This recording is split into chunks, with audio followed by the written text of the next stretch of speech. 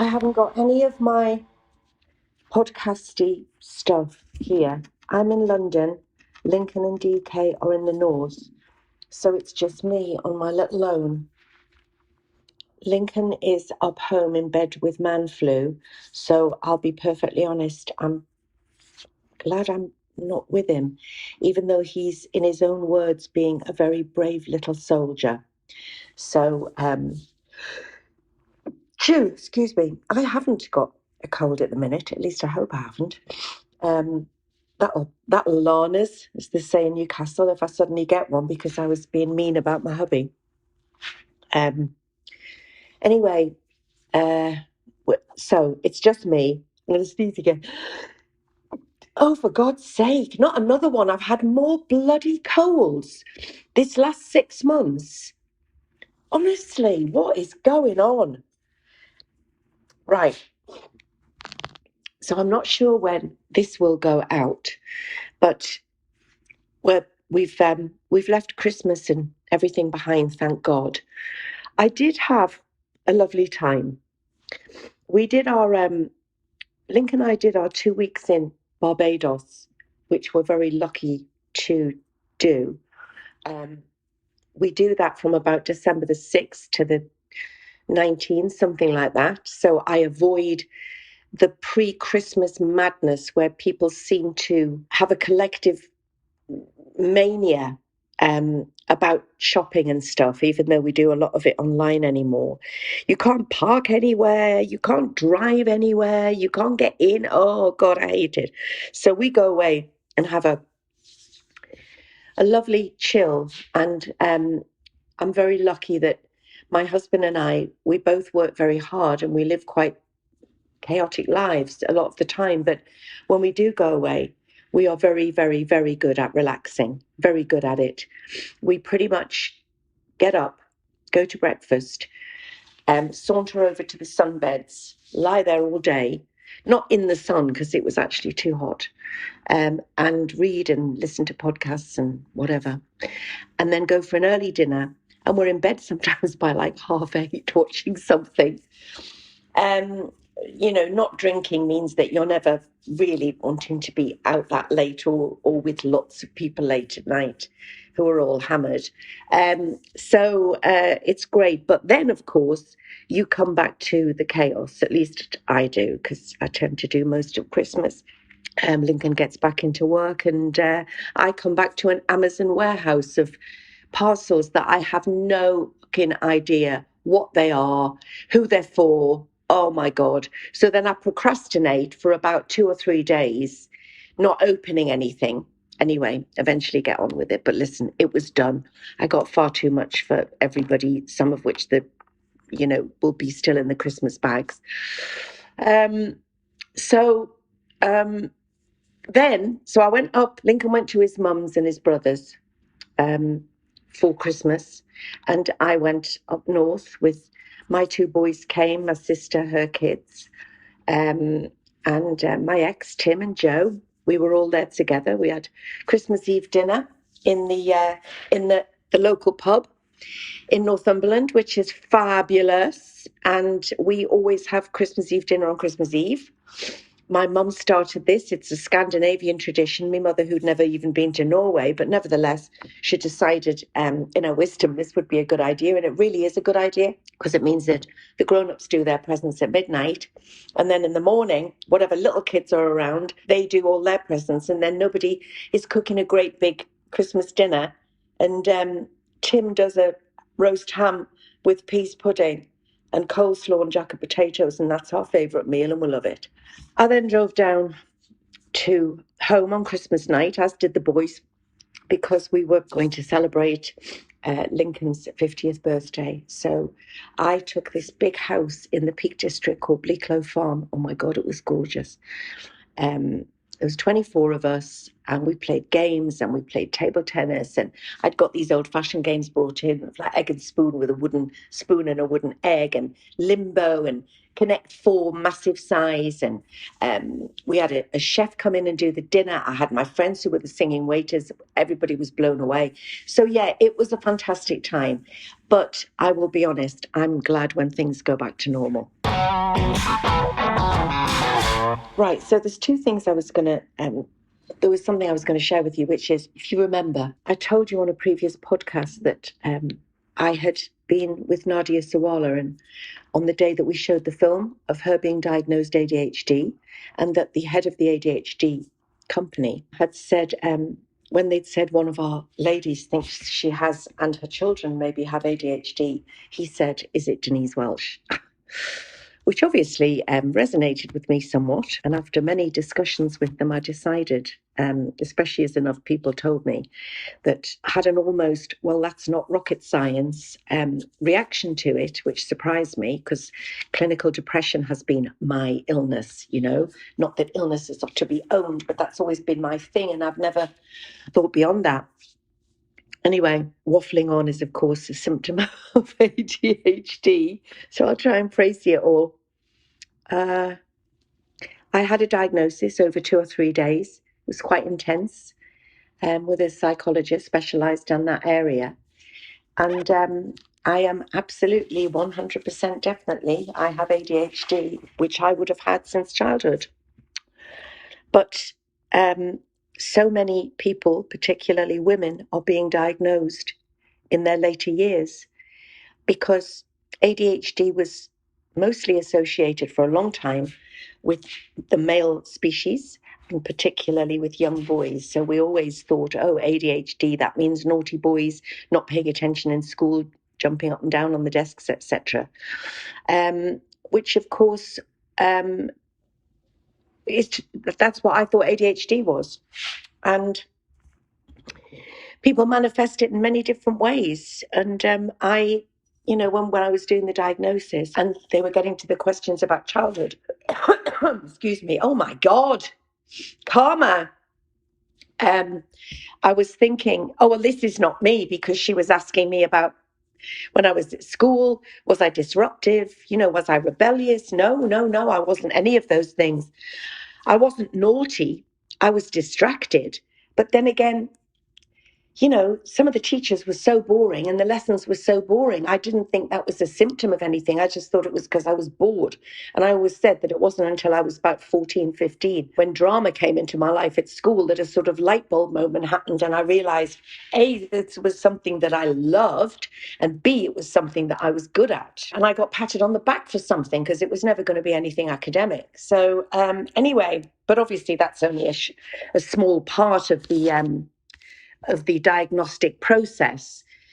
It entails much more. She also said to me at the end of everything, it was much easier to make a diagnosis of me because I was very open and very honest. There are lots of people who are understandably embarrassed about behaviors that they have manifested over the years. And therefore they are reluctant to share those experiences, which can help with the diagnosis. I am, you know, open about pretty much everything, as many of you who watch me over the years will attest to. So I was very honest about, you know, my background in all areas, you know, and so I have ADHD.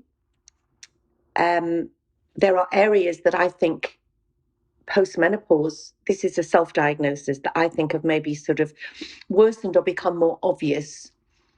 But what it does is it doesn't excuse anything.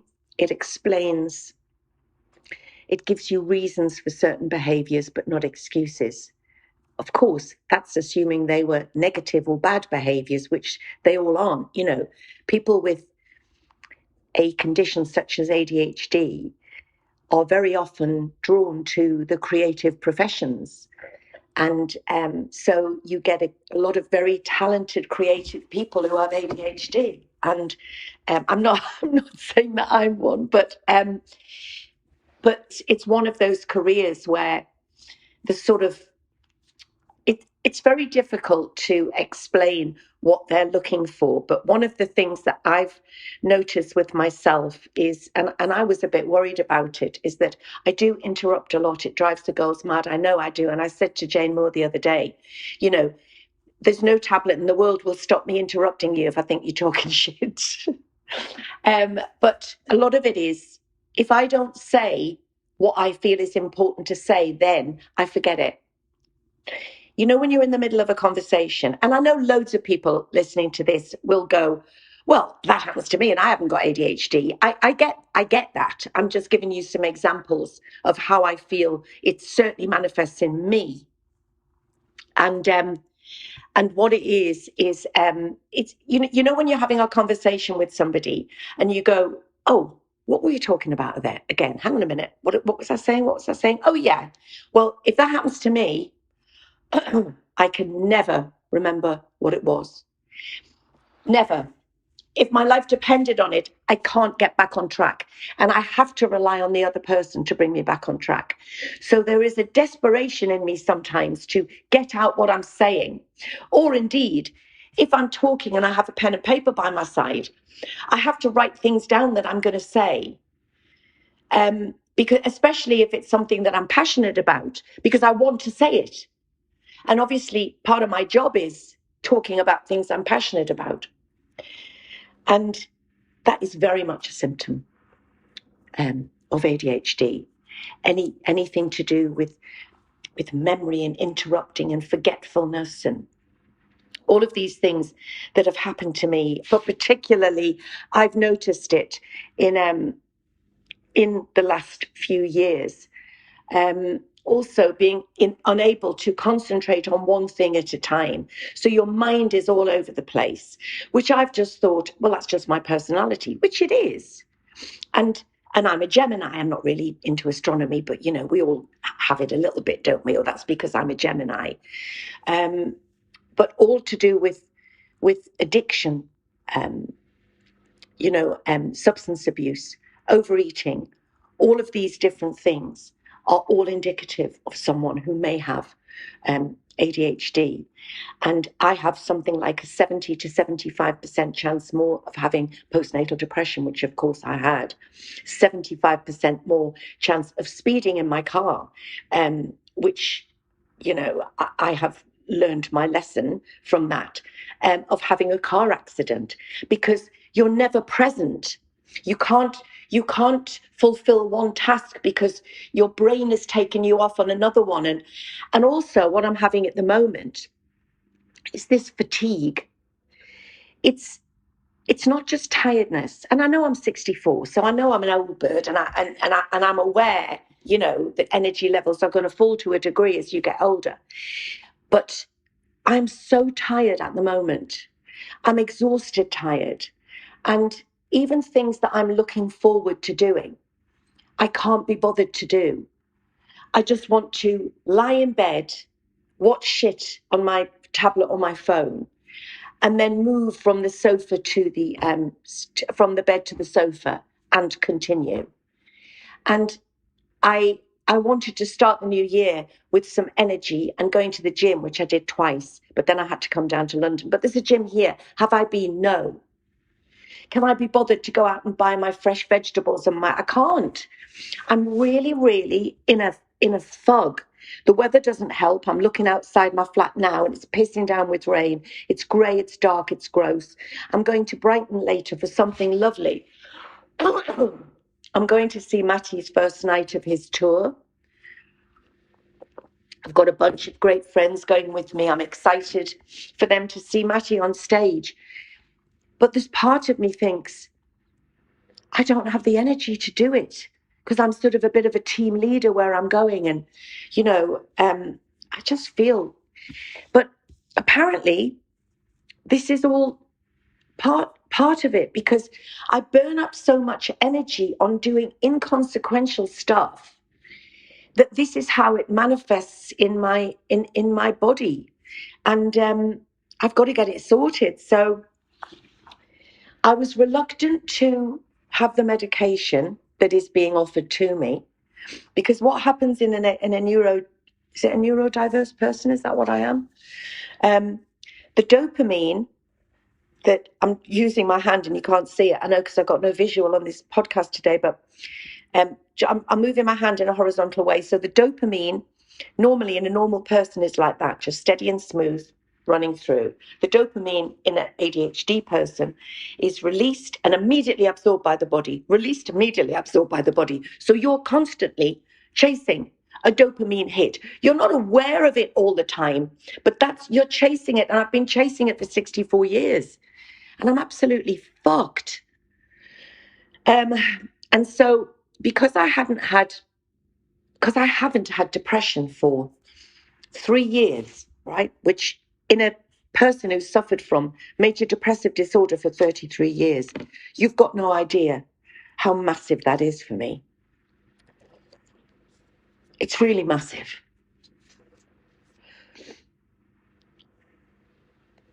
Sorry, I'm sitting on my own in my flat getting emotional about it because it's just, it's innate. No matter whether I'm tired or having all these other things, not being scared of a depressive episode coming on is such a freedom. Because I've realized that for 30 years, I've been constantly scared every day of my illness coming on because my illness is endogenous as opposed to reactive. I've been frightened of my illness for 30 years because my illness has its own life form. Most clinical depression, this is what I've heard from a million medics, is reactive. So it's reactive to a certain situation that can trigger your illness. That does happen to me, but 90% of the time it's endogenous. So I can be doing something really wonderful and lovely, not thinking about being poorly, not thinking about anything other than what I'm doing and having a lovely time. And then I will get a tingling in my palms and a metallic taste in my mouth. And I will know that within 30 seconds, a black, terrible depression is on me. And because of the lack of control, I've lived for 30 years, having some wonderful times in my life. I'm not saying I haven't had wonderful times. I have. I've lived with depression. I won't be defined by my illness. But for some reason, 3 years ago, when I had a big episode that actually spawned my book, The Unwelcome Visitor, because I picked up my phone and videoed my episode of depression to show people what it was like when you're in one. And it went viral. I hadn't realized because I'd taken myself off to bed and turned my phone off. Well, Lincoln did. Lincoln just makes sure that he takes everything outside out of my life and just lets me get well. And anyway, since September 2019, for whatever reason, I haven't had a depression. Not through COVID, not through my dad dying.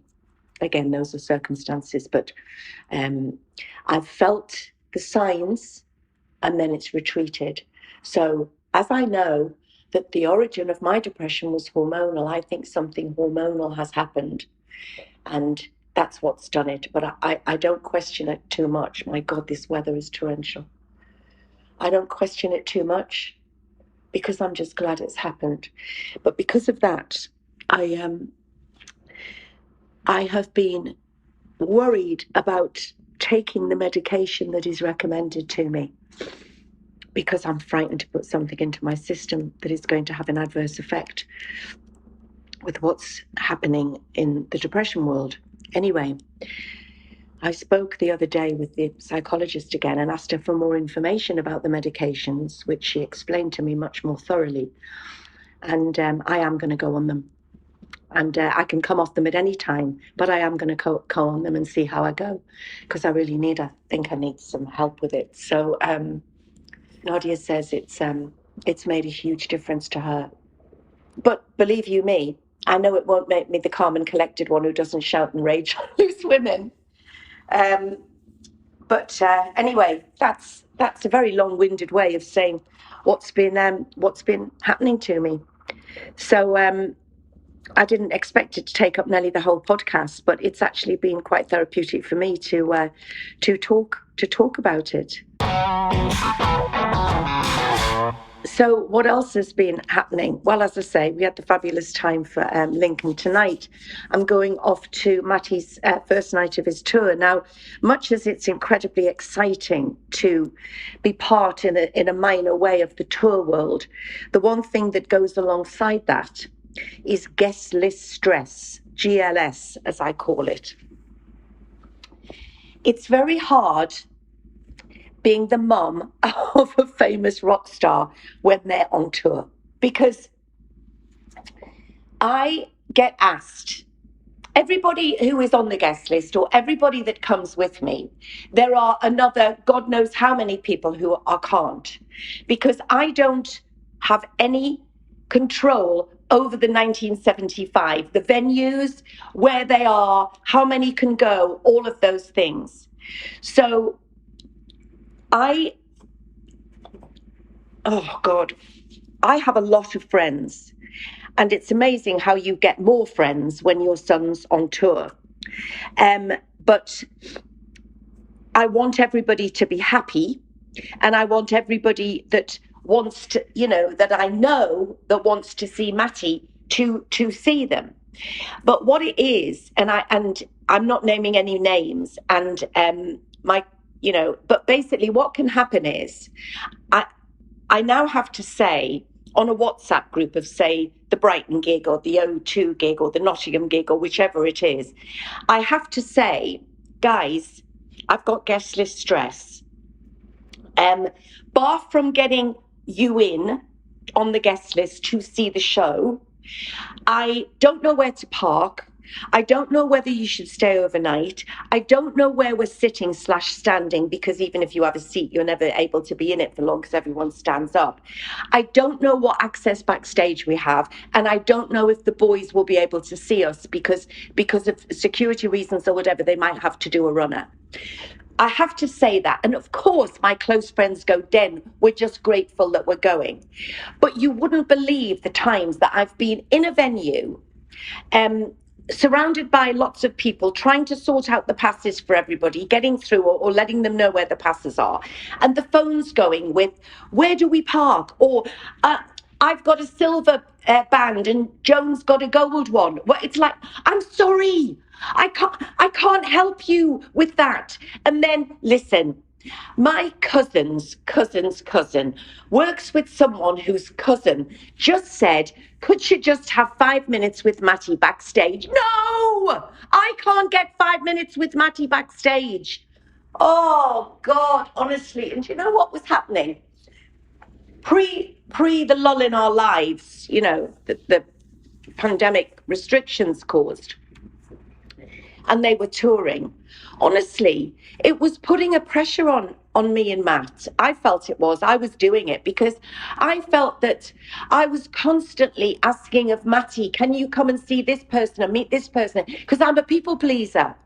So I'm not doing it this time. I find that I am a bit, but I'm trying to work hard against not doing it, because it just makes me, I want to enjoy the time when he's on tour, not constantly having to sort out everybody else. Anyway, that's just a whinge that I'm just having it. Listen, it's first world problems, believe you me, but we all whinge about what's going on in our lives. And the people who listen to this podcast are listening to it because, they have an interest in what I say, whether they love me or hate me. So I'm just talking about me and how I feel. But I know that when I'm there and we're all in, I'm going to thoroughly enjoy it and love it. I saw the show in America and I loved that because I had a small guest list.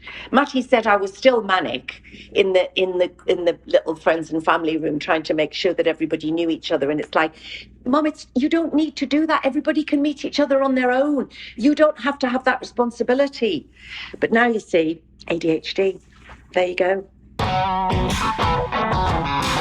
What else has been happening? I'm back at Loose Women. It's lovely to be back after Christmas. It's great to see the girls. And we are such a happy band, and we are incredibly supportive of each other.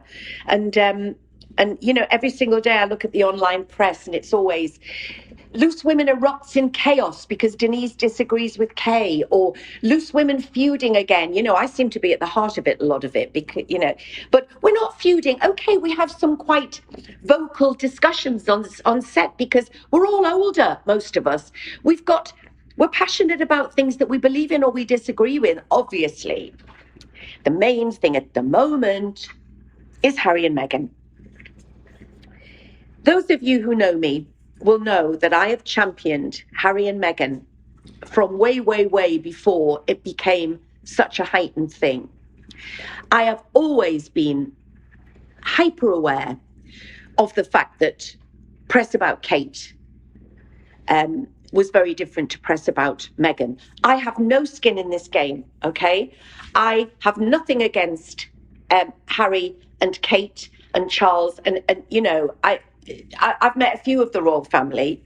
The one I don't like, which I've been very vocal about because I have met him on several occasions, is Prince Andrew.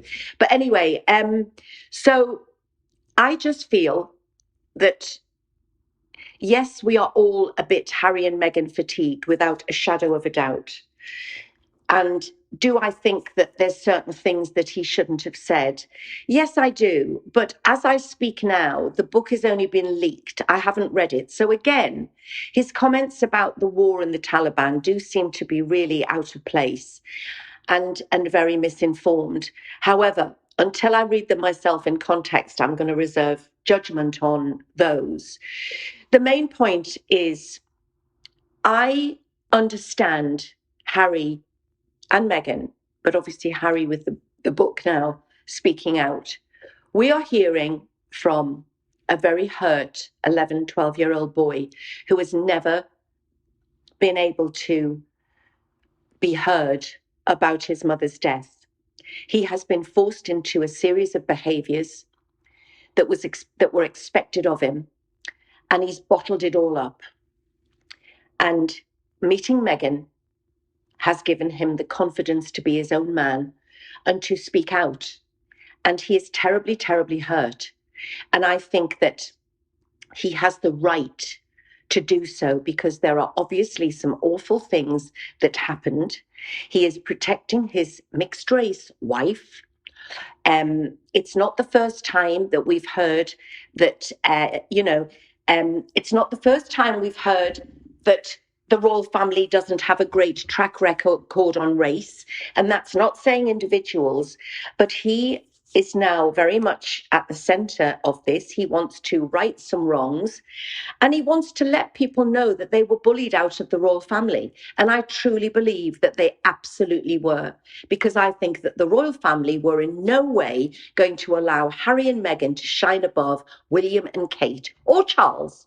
Because let's be honest, even if people love Charles, he's never going to be the Queen. He's never going to have that reverence and that complete love that Her Majesty had. He's not.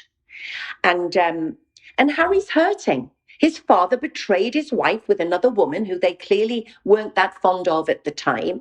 Harry never completely believed everything that happened in the Paris tunnel. I don't think he still does. That's not saying it was anybody else's fault, but I think he's never been able to really find the answers that he was looking for. And if you think about it, Meghan and Harry are very much in love.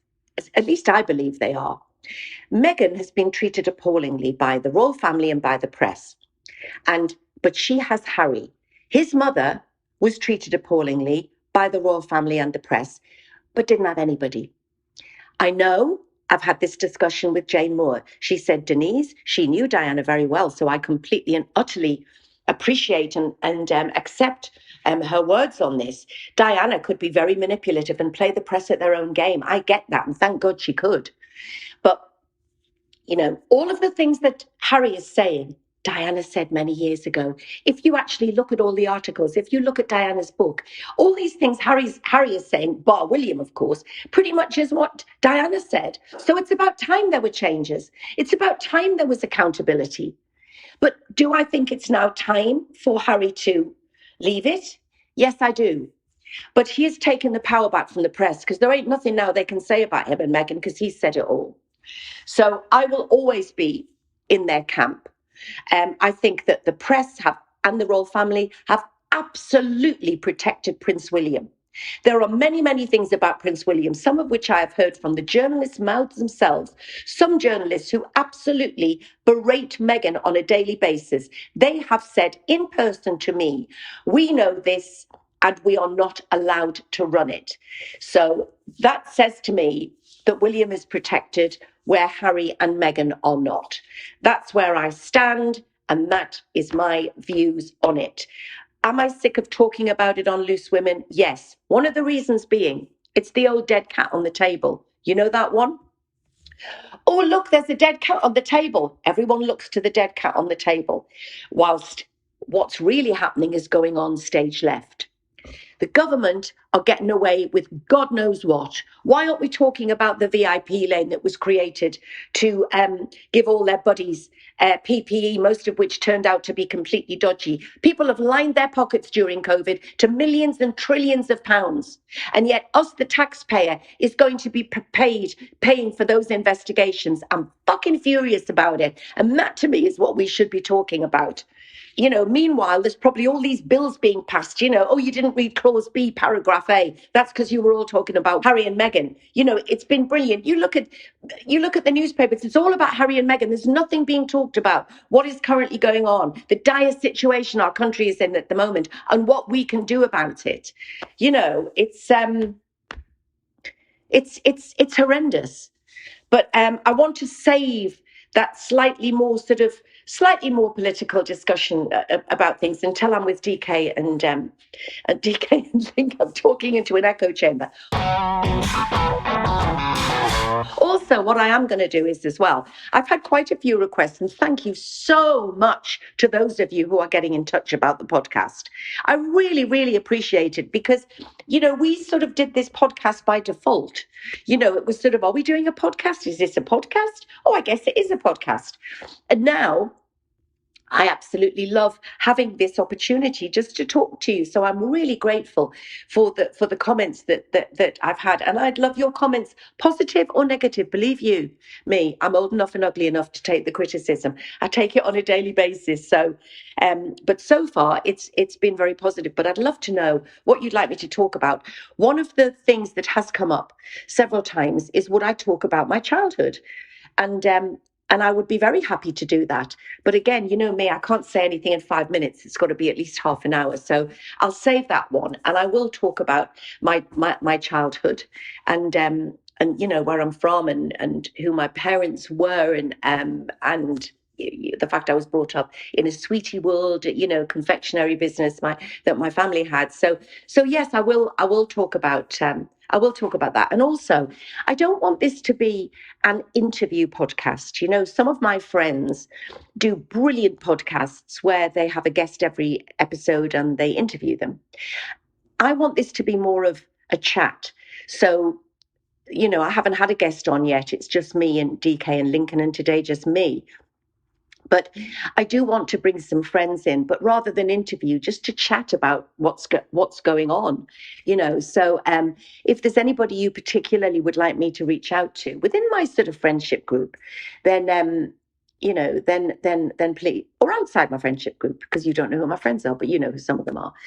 Anyway, listen, I've got to go and get ready to go out in this pouring rain and go to Brighton and support my fantastic son. My other son's going. Lincoln can't, bless him with his flu. Their dad's going, and I've got a bunch of mates going as well. So I'm excited. So I might have a cold shower to try and wake myself up a bit. But thanks for listening, and I will see you, hear from you, talk to you very soon. Lots of love.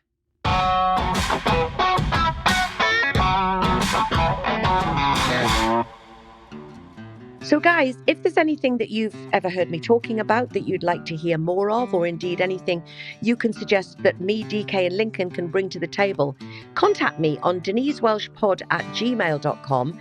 And indeed, if you've got any questions, ask away. We'd love to hear from you.